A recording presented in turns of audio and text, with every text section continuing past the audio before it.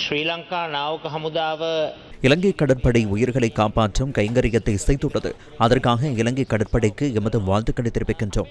ஜொபிடோ தாக்குதல் நடத்தப்படவில்லை என பாதுகாப்பு அமைச்சு தெரிவிக்கின்றது. எனினும் தமது நீர்மூழ்கி கப்பலை இந்த தாக்குதலை மேற்கொண்டதாக அமெரிக்க ராஜாங்க செயலாளர் தெரிவிக்கின்றார். அதற்கு மேலதிகமாகவும் ஒரு விடயத்தை கூற வேண்டும். காலிக்கு பல சடலங்கள் கொண்டு வரப்பட்டுள்ளன. அந்த சடலங்களை வைப்பதற்கு 40 அடி நீளமான கொள்கலன் ஒன்று அவசியம் என காலி வைத்தியசாலையின் வைத்தியர்கள் கோரிக்கை விடுக்கின்றனர். எனவே வைத்தியர்களுக்கு தேவையான குளிரூட்டப்பட்ட கொள்கலன்களை பெற்றுக் கொடுக்குமாறு கோரிக்கை விடுக்கின்றேன். அதேபோன்று மற்றொரு விடயம் இருக்கிறது. மற்றொரு ஈரானிய கப்பல் கொழும்பு துறைமுகத்துக்கரையில் நங்கூரமிடப்பட்டிருப்பதாக அறிய கிடைக்கின்றது. அது தொடர்பில் அரசாங்கத்தின் நிலைப்பாடு அவசியமாகும். தற்போது எதிர்க்கட்சி தலைவர் கருத்து தெரிவித்தார் அல்லவா, அது போதுமானது என்று நான் நினைக்கின்றேன்.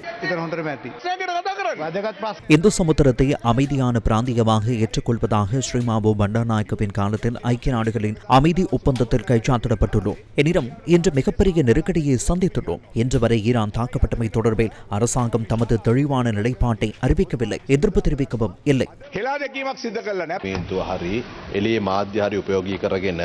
நாடு என்ற வகையில் பாராளுமன்றத்தையும் ஊடகங்களையும் பயன்படுத்தி நகைச்சுவை செய்வதற்கோ அல்லது அரசாங்கத்திற்கு எதிரான அரசியல் சூழ்ச்சிகளை நிறைவேற்றிக் கொள்வதற்குமான சந்தர்ப்பமாகவும் ஏதேனும் இனக்குழுக்களை இழிவுபடுத்துவதற்கும் பொய்யான தகவல்களை கோருவதற்குமான சந்தர்ப்பமாகவும் தற்போதைய நெருக்கடியை பயன்படுத்திக் கொள்ளக்கூடாது. அனைத்து அரசியல் கட்சிகளின் தலைவர்களும் அனைத்து பாராளுமன்ற உறுப்பினர்களும் மிகவும் பொறுப்புடன் இந்த சந்தர்ப்பத்தில் தமது கருத்துக்களை தெரிவிக்க வேண்டும் என நான் நினைக்கின்றேன்.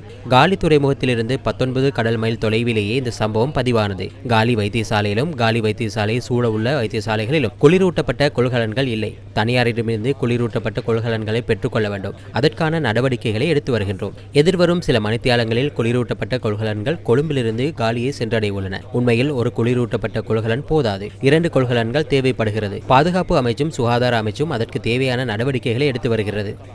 நாடு என்ற வகையில் சர்வதேச அமைதிக்காக செயற்படுகின்றோம். விசேடமாக இந்து சமுத்திர பிராந்தியத்தில் அமைதியை நிலைநாட்டுவது எமது எதிர்பார்ப்பு.